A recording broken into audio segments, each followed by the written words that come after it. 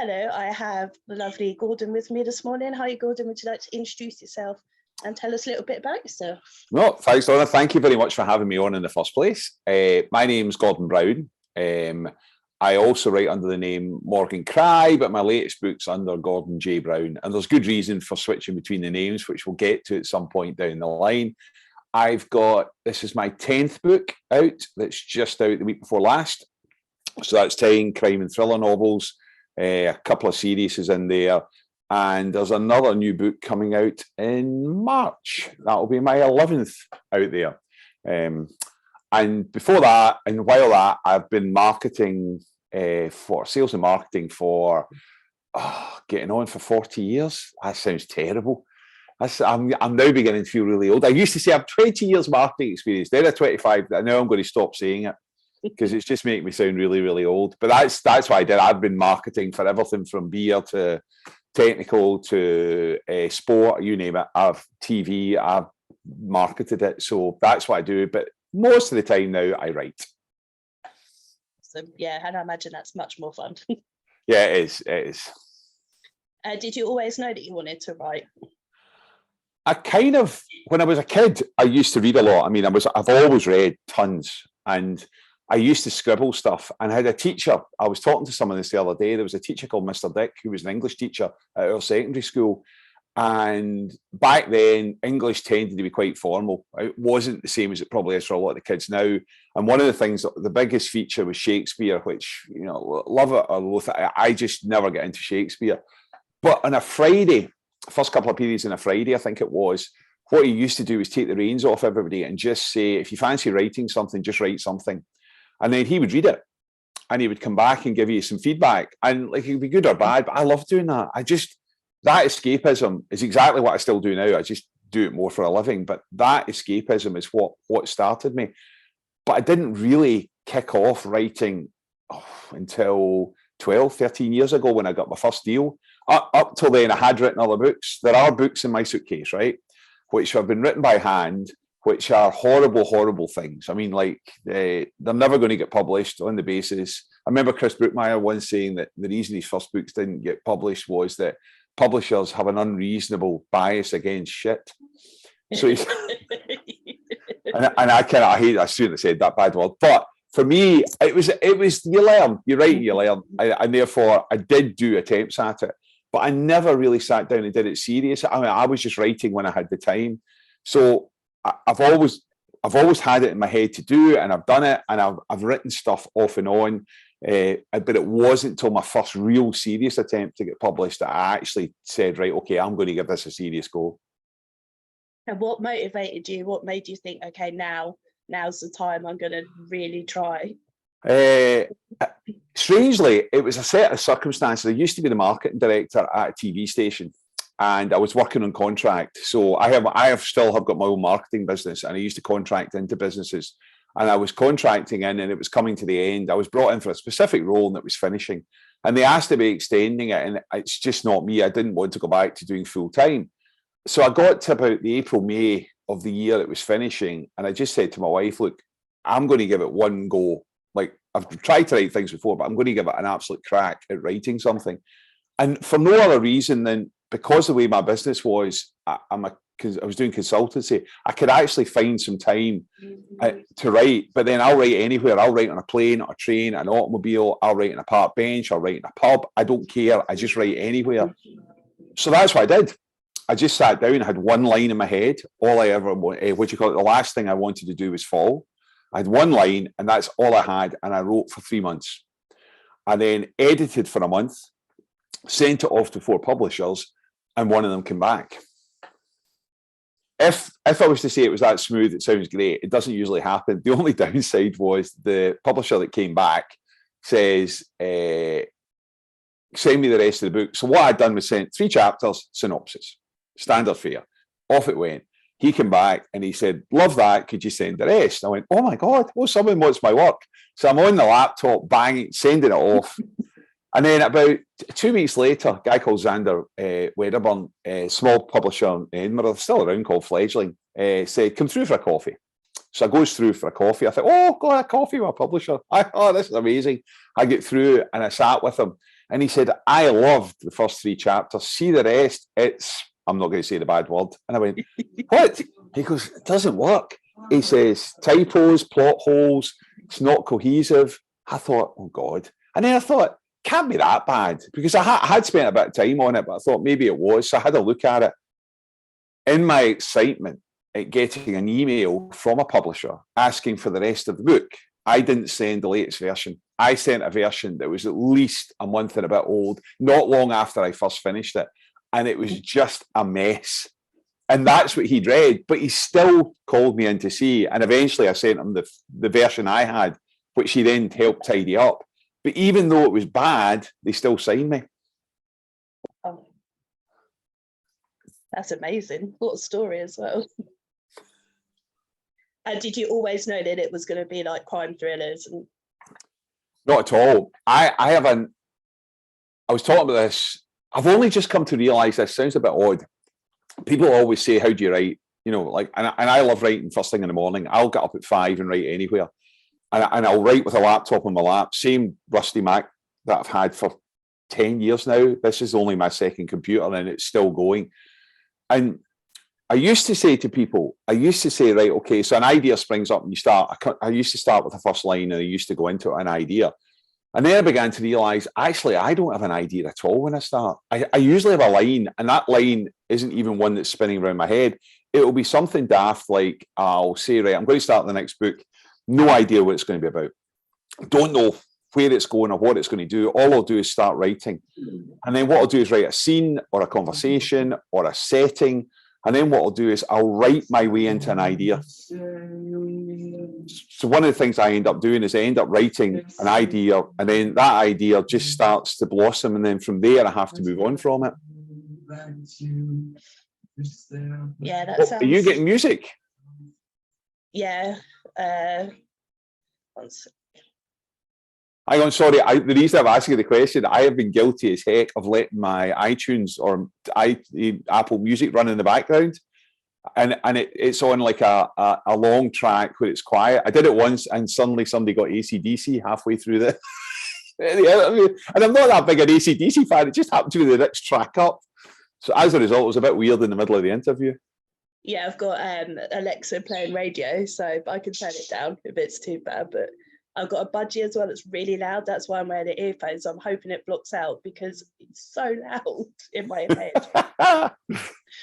Yeah. So where were we? I threw you there. Where were we writing? So that's how I do it. I write my way into an idea. It might be page 3, 4, 5, 6, 7, 8, 9. It could be late on before I get the idea. I just keep writing. I write about 2,000 words a day when I'm on song. I just keep going. That's how I do it. And I write myself into an idea. And it only dawned on me about 2 books ago that that's what I was doing. I always convinced myself I had some flash of inspiration in the road or in the pub or some, and that's just not how it works. I'm beginning to realise I need to write my way into an idea. I think you're the first person I've ever spoke to that does that, but that's really interesting. I mean, it obviously works. So. Hopefully it works. I mean, it's not you don't have ideas. I have ideas all the time, but when I sit down to do a book, if it's something in a series, I kind of have to start from where I was before. That makes sense. But the rest of the time, it's the freshness I like. So I always think if I don't know what's going to happen, the readers do not get a clue what's going to happen. Yeah. And therefore, that's how I've done it. Then you can go back and fix it. You know, once you've written it, you have to go back and say, does it make sense? And often it doesn't. Do you enjoy doing research? And what's the most interesting thing you found while doing research? I'm not a biggie. I tend to like using my imagination, and then research tends to be when I get stuck. So I don't take it as an idea and say, I'm going to write a book about 1742 and I want to find out what happened in London in 1742. What I will do though is I'll get to a point where I need to know more information, right? And therefore I then is like the internet's the go-to, but sometimes it's not. Sometimes it's too, what's the word I'm looking for? Too contradictory. Like I'm trying to get a bit of information. I look at one page, it says this. I look at one page, it says that. And therefore I kind of have to be careful. At the moment, I'm just starting on something. And one of the things I need to find out about is explosives, right?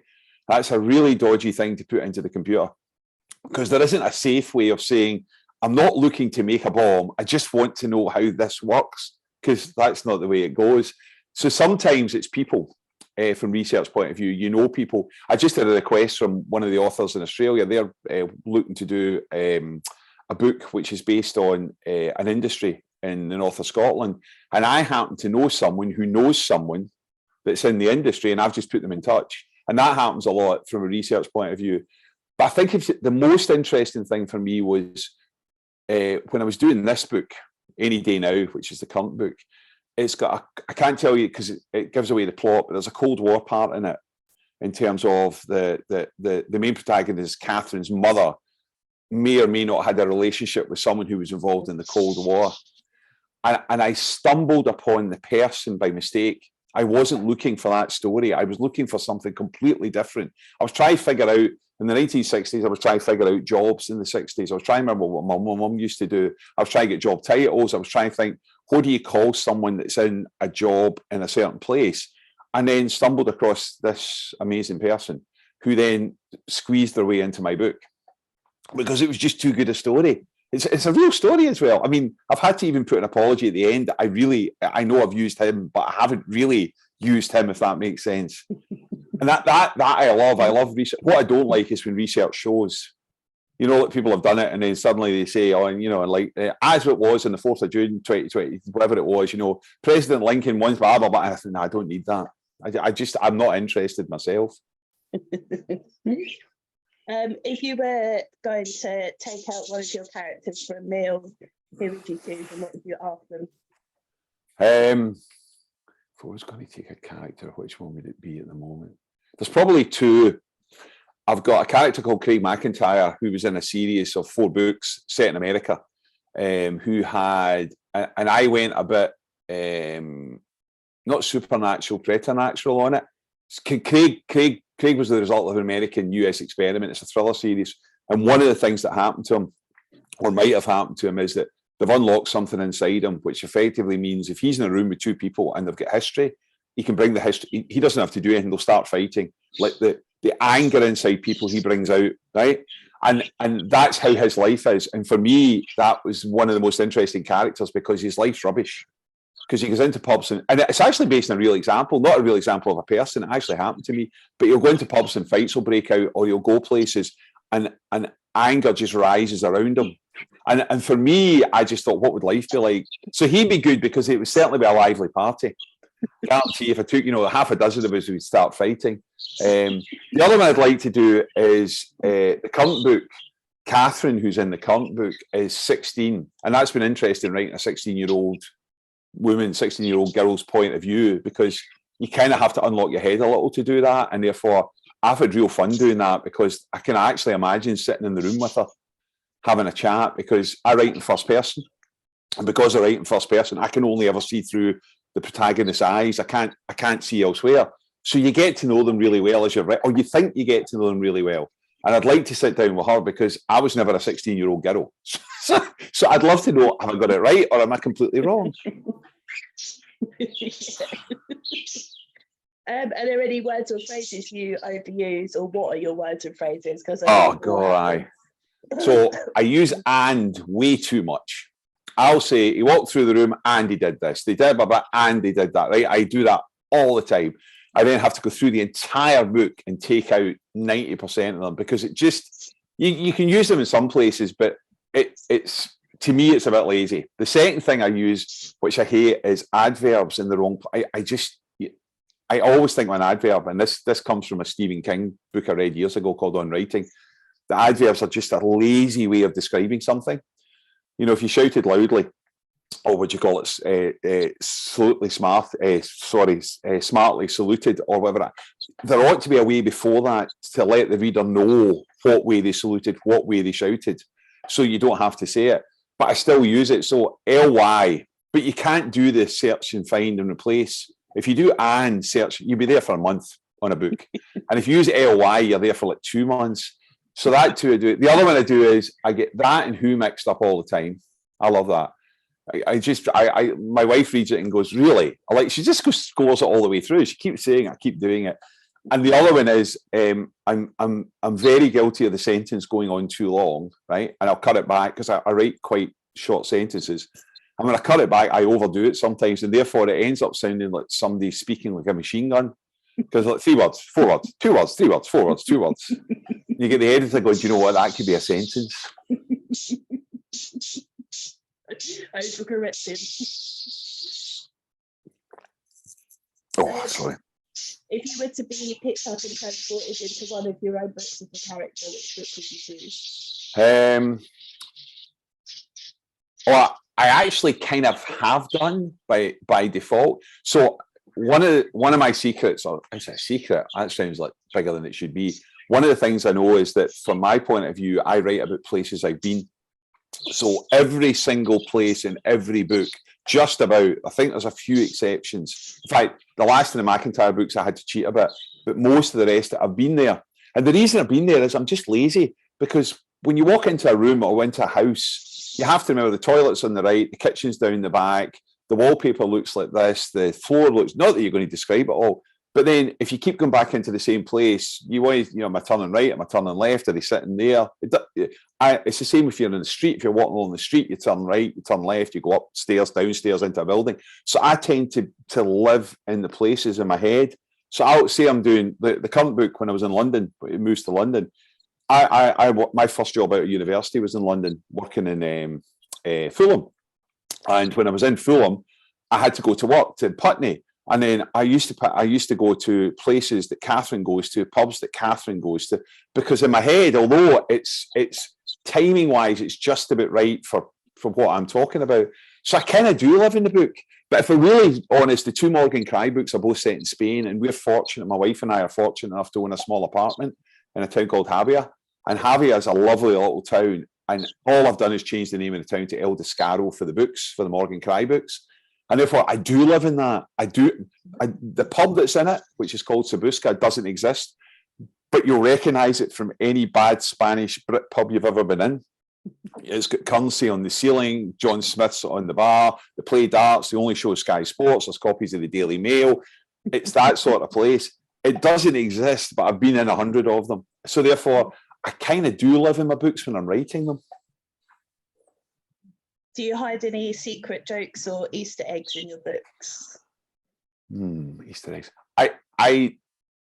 I will slip stuff in that is, I do this all the time. I will put stuff in that I know has come from someone or somewhere else, not in a deliberate attempt to put them in. I'll give you a perfect example.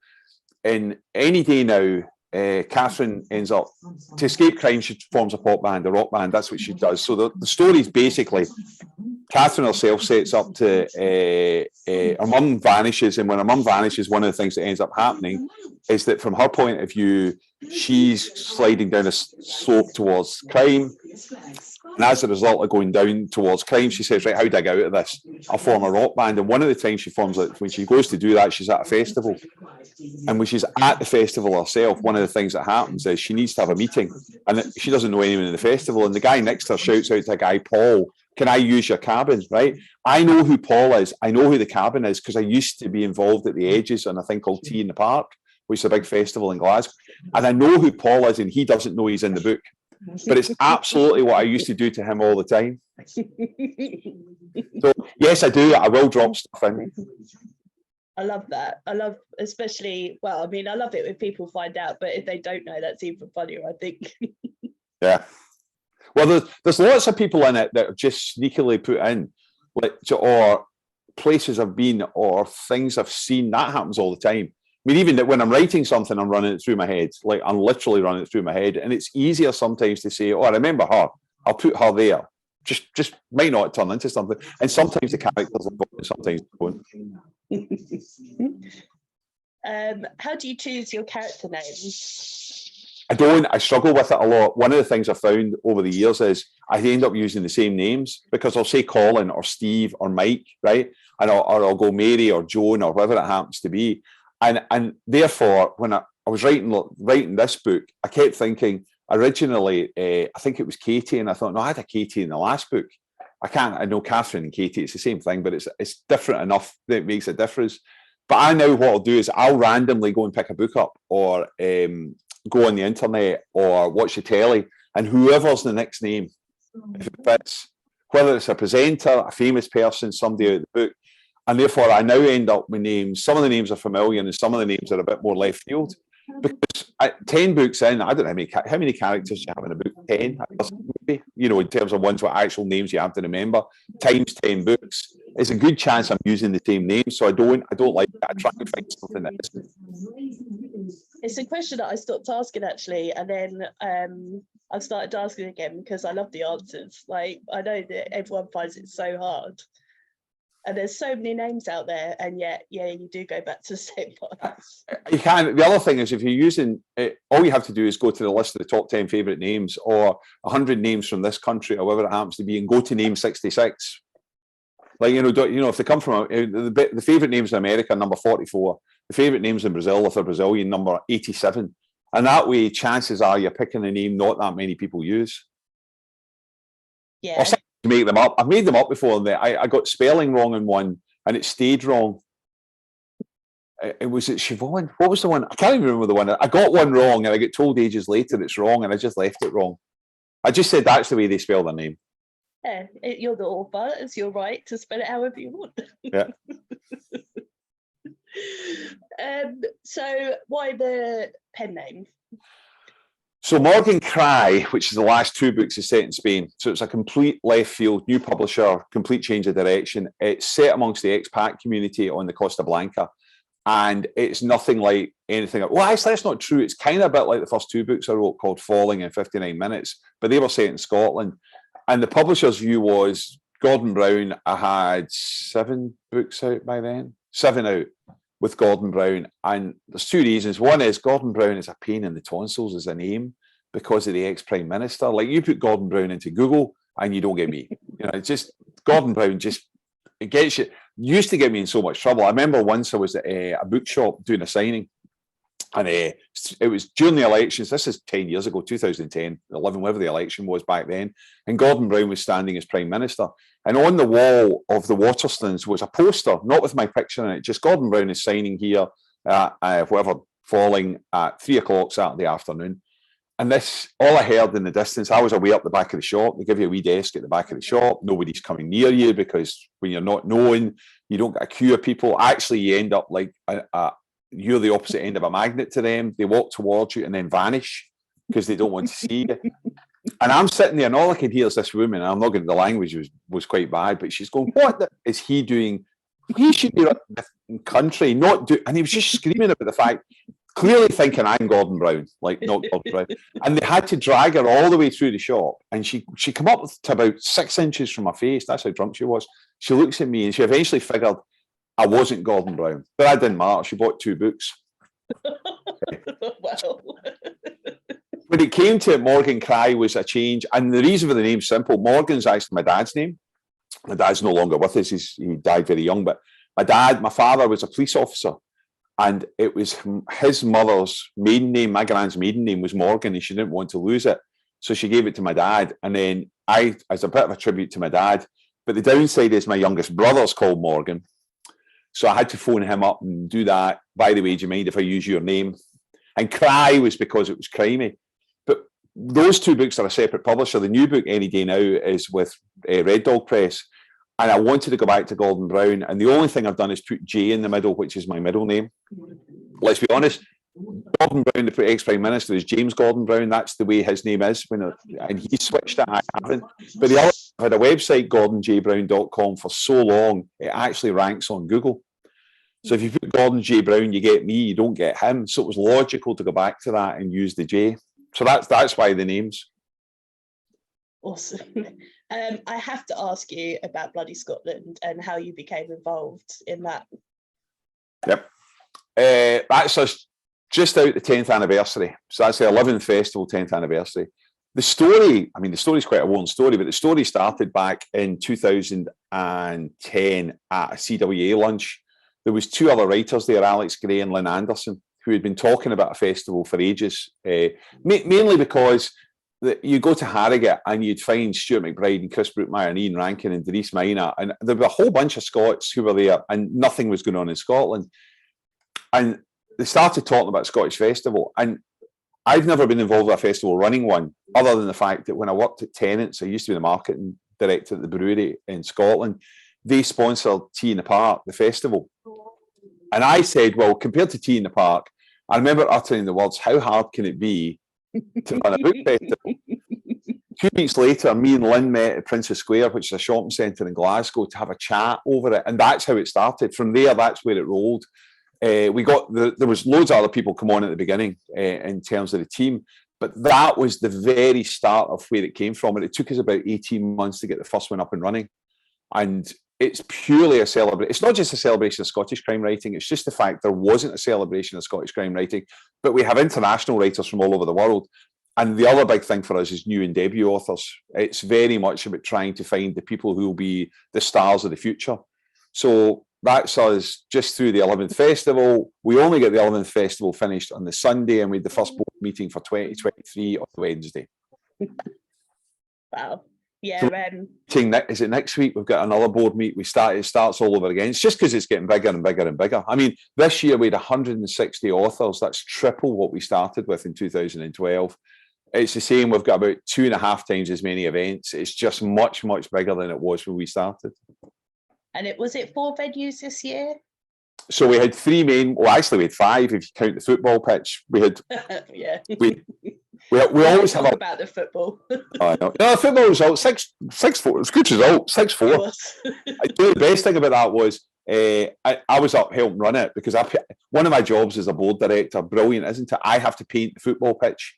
I just like great. And Tim Donald, who's the guy that does marketing on board, me and him were doing the pitch, and we didn't have any goals. They'd let us down the night before, and eventually in the distance there was kids playing for Stirling Albion junior squad. And we got a guy at Stirling Albion that said, go and ask them for the goals. So we nicked these kids' goals for the thing itself. But at the end of the game, because it's Scotland authors versus England authors, Mark Billingham was the England manager, right? And I said to Mark, can you present the trophy? Because I just said, would you do us a favour? And when it was 4-3 to England, he was dead happy to present it because England were winning. And then it was 4-4, and he was happy to present it because the way it's worked before is whoever had it last time, which is England, keep it. And he's both times he said yes. And then Scotland scored 5-4, and he said, oh, I'm not presenting it. I said, oh, yeah. And then when it was 6-4, there you go and give it to. It was Doug Johnson he had to give. He was good about it, but the result wasn't the one he wanted. He was quite passionate as well on the sideline. No, he was absolutely jumping up and down in his sport. Yeah. I mean, I imagine you've met all the great and the good, but is there anyone that you'd love to meet or anyone you'd love to get at Bloody Scotland? I think we kind of ticked a few boxes off for me a couple of years ago. We got Stephen King, which I always wanted to do, and unfortunately, although it was live from America, it was Craig Robertson got the gig of actually talking to him. Swine. Got Lee Child and Andrew.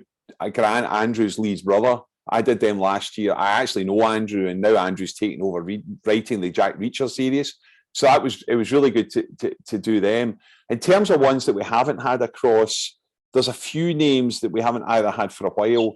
Like Harlan Coben, we haven't had for ages, would be a great one to have. There are names out there, but with the world of writing, it just depends what they're doing, whether a book's coming out, whether they're touring, where they happen to be. It's not as easy as saying, can you be on board? But I think for me, the ones I most enjoy is we do a thing at Bloody Scotland called Crime in the Spotlight, which is where a debut or a new author gets 3 minutes in front of a main panel, a main event, see who they are, read a little bit from the book. They are often the most interesting ones over the weekend because they're all starting on their journey. And therefore, sometimes, like in the first year we ever did it, I came up with the original idea 6 years ago, and we only did 5 spotlighters over the festival. There was 22 this year. And in the first year, Graham McRae Burnett was one of them. And he's went on to be long-listed in the Booker Prize twice. So I remember saying, I keep saying to him, see, if you hadn't done that, you wouldn't have got anywhere. It's, I don't even get a credit in your book for that. So I love that. So I love that bit because you meet so many new people that are just starting on their journey. And that to me, you never know who you're going to meet that will suddenly be somebody famous, or not even necessarily famous. They'll just really love what they do. I must admit, actually, because I talk to a lot of new and self-published authors. So this year in particular, the spotlighters were a lot of people that I knew. And that was, to them, that was their year. That was everything. And it was awesome, you know, to see them have their few minutes. And yeah, they loved it. They absolutely loved it. I'm always so appreciative because the reality of the situation is you only get 3 minutes, right? Now that sounds a bit, it's not only 3 minutes because you're in front of a large audience and we were streaming live around the world. But in the scheme of that compared to 50 minutes on stage being interviewed, right? They are so good and so it's not even just appreciative, they just put so much into it. But one of the things we have to do, which you probably don't realize, is we have to rehearse each one, right? And the reason was in the first year we had a couple of hiccups where you can't have somebody go on for 10 minutes. You have to. So I mean, there's a lot of email correspondence and a lot of get it down to 3 minutes. Then on the morning of each of the one, we're rehearsing maybe 6 or 7 for the day, and they all turn up. They all are spot on. You get the occasional blip, and they all seem to love it. And I love that. I love the fact that they do that because some of the authors are actually, although we might have picked them a wee while ago, some of them have actually ended up being quite big authors by the time they hit bloody Scotland. But you wouldn't know. They all just want to stand up there in front of it. And that's what I love about it, is we're just giving all these authors a chance to do something. Some of them will do it anyway. They'll go on. And some, that might be the one big thing they do that year. I mean, I'll give you an example. I think we went through our 100 spotlighter this year. There was I think we're up to 107 of them have done it now. So each year the applications get bigger and bigger. Yeah, it's something, if I speak to authors, I'd encourage them to apply for, because yeah, I love it anyway. I think it's great. And Heather Fitt, who was one of the first that was on with Ian Rankin and Abby Mukherjee, you know, she left her bit on such a cliffhanger. I was like, so I imagine 90% of people in that room were like... Was it Heather that finished on But? Was it Heather? One of the spotlighters this year threw us completely in the hair. It wasn't Heather's, was really, no, Heather's wasn't. One, I'm trying to think who it was. They read for 3 minutes, blah, blah, blah, blah, blah, blah, blah, da, da, da, da, da, but, and then they stopped, thank you, and turned away. I was like, and I thought, yes, exactly what you want to do, because that's what the audience are all going to go, what? Heather was good. Yeah, she was. Amazing. Some of them are real. I mean, I know why they're nervous. I'd be nervous about doing it beforehand, but all of them sang, all 22. We had some hiccups. We had to do a few in video because of various things, but they were really good. Yeah, Graham Bartlett, I know, was video, wasn't he? Yeah. Busy man that he is, bless him. If you're able to spend a day with any author, dead or alive, who would you like to spend the day with? If I was to go back, I'd love to do a Jules Verne or an Edgar Allan Poe, or I'd love to do a Jules Verne, actually, because I used to be a sci-fi freak, and I went back and reread some Jules Verne stuff, and I just adored it. I'd forgotten how much I liked it, and for me, I like those sort of periods in time where that is so fresh that people were going, wow. It's a bit like Arthur Conan Doyle when he did Sherlock Holmes, or Edgar Allan Poe when he did the first ever crime book, well, not quite, but close on to it. That sort of, just talking to those people about that time would be a bit like talking to, I mean, I love talking to Willie McIlvanney because I met Willie quite a few times. And when Willie talked about Laidlaw at the beginning, which is kind of the birth of Tarte Noir, it's a really interesting thing to talk to him about because it just didn't exist in the way he did it. And that's what made it fun to have that conversation. So I'd probably pick someone out of there. I might even pick, there's Effinger and Doswa. There's like two authors that have written a book called Nightmare Blue, which is a space crime book that aliens land on Earth. They have a drug that once you take it once, you're addicted for life. Found all the high Hegians in the world, giving them the drug to take over the planet. That's how they're going to do it. Give the Prime Minister a drug, and then if you don't take it anymore, you're going to die. So they have to keep taking the drug. That's how they're going to take over the world. And it's rescued by a German private investigator and an alien with 8 legs. Right? Called Nightmare Blue, and I've read it 6 times. Now, I have no idea why. And that I'd love to meet the two of them because I am probably their only reader now. I've actually recommended it to people over the years, and they've all read it and liked it. And every time I recommend it, I think this is not. I have no idea why that I'm addicted to this book, but I am. So I'd like to meet I would meet the two of them as well, and I'd probably like to meet Larry Niven and Jerry Pournelle. just because I used to like Ringworld and I used to like Lucifer's Hammer and I used to like all the books that were written by the two of them or by each of them individually. Yeah, also totally going to take that book out when we finish talking. I know, everybody does. Everybody does. It's good. It's a good. I don't know why. It's a good book. Yeah, totally. Yeah, I'm sold. If you're able to travel to any period of time, either forwards or backwards, where would you like to go? I go forward. I wouldn't go backwards. I'm not overly interested. I just like to see what the world looks like, and I'd like to do it in jumps. I'd love to do it in okay, so 10 years, 50 years, 100 years, 200 years. It's, if you ever watched The Time Machine, H.G. Wells is another I'd like to sit with. I love The Time Machine. The bit I love most in both versions of it is the bit where he first starts going forward in time and then stops. See, he goes forward like 100 years, stops, and then goes out and finds what's happening. Then he goes a bit further forward. He'd never stop doing that. If it would be like me in a bus, I'd be off at every stop. I'd just love to, what's changed since last time? What's changed since then? I would just skip my way through the future. I'd love to do that. Going back, not really. There's nothing back that I think I'd like to go and see. In fact, I'd probably find going back would be more of a depressing experience in some ways than a good one. Yeah. But going forward, I'd be like 10,000 years out. I'd just keep going. You never get me back. See, the future terrifies me more than the past. At least the past, you know what's gone on and stuff.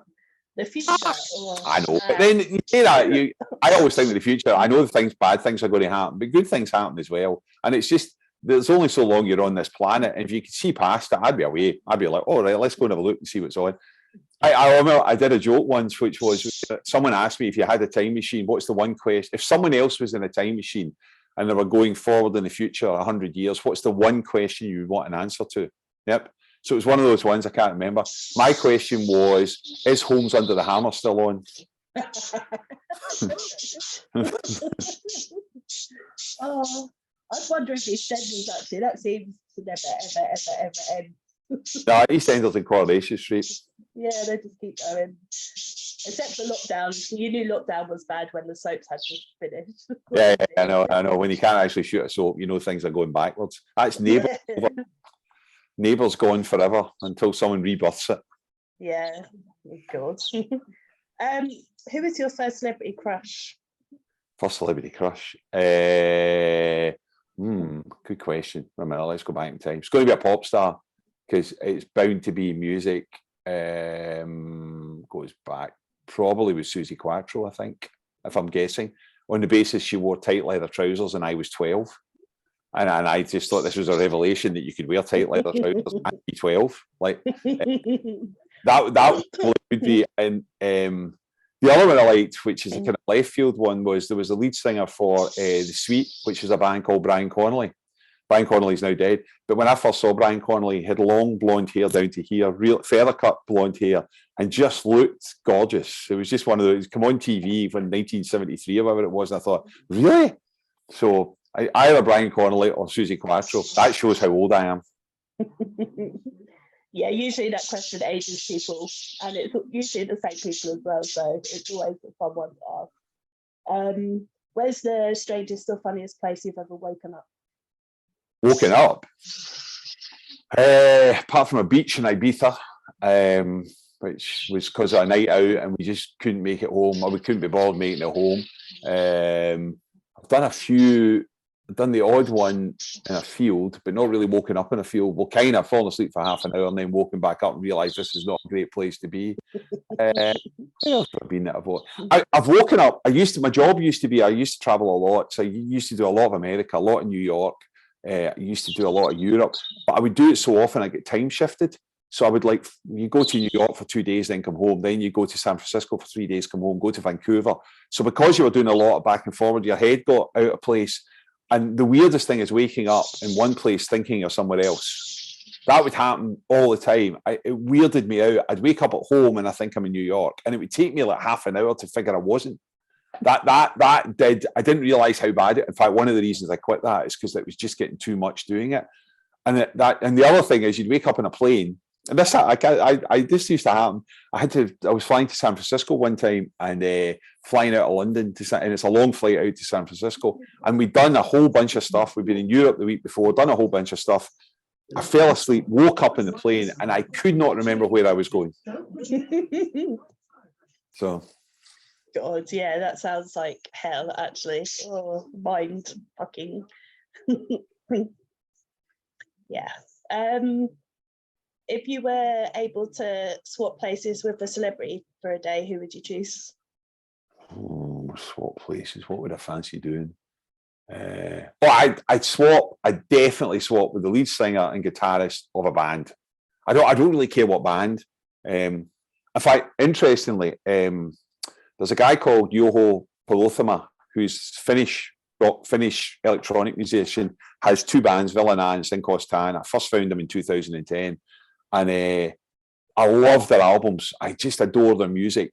And strangely, this year, when I wrote the Morgan Cry book, I actually dedicated it to him because I listen to music when I'm writing all the time.